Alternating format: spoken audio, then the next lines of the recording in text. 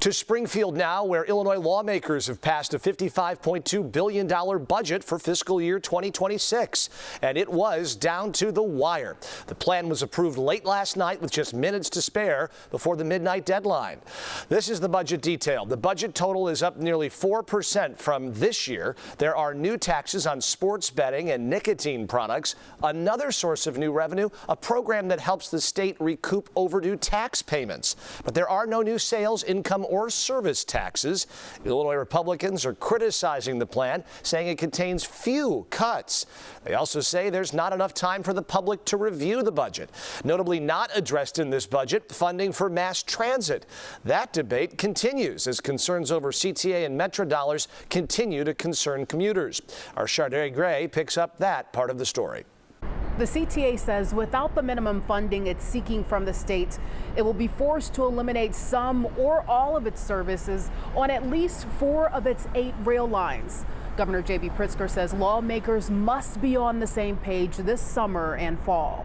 The entire state relies upon transit, and so whatever solution we have has to address them. Chicago public transit agencies are facing a fiscal cliff and the potential for thousands of layoffs. The state did not pass a bill that would have provided the agencies with potentially over $1 billion in new funding. And we have a gem of a system, and right now it's on the edge of a cliff. Joe Schreederman, DePaul University transportation expert, says without a good transit system, traffic on the highway will grow. We already have a congestion problem, so I think even drivers recognize that we have to keep these trains running. It is for our quality of life. I think, though, where it gets tricky as you get to areas where that transit system is less visible to people on a day-to-day basis.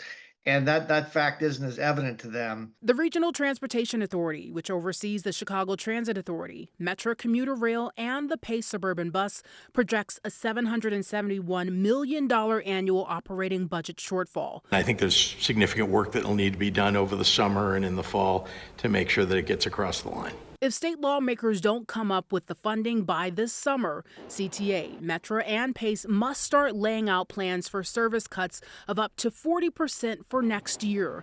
The CTA says that would mean a drastic reduction in service at more than 50 rail stations and could eliminate more than half of all bus routes starting next year. No word yet which specific L stops and bus routes would be affected. While lawmakers could come back this spring or fall to address funding for mass transit, it will now need a 3/5 majority to pass any deal to take effect before June 1st of next year, rather than a simple majority.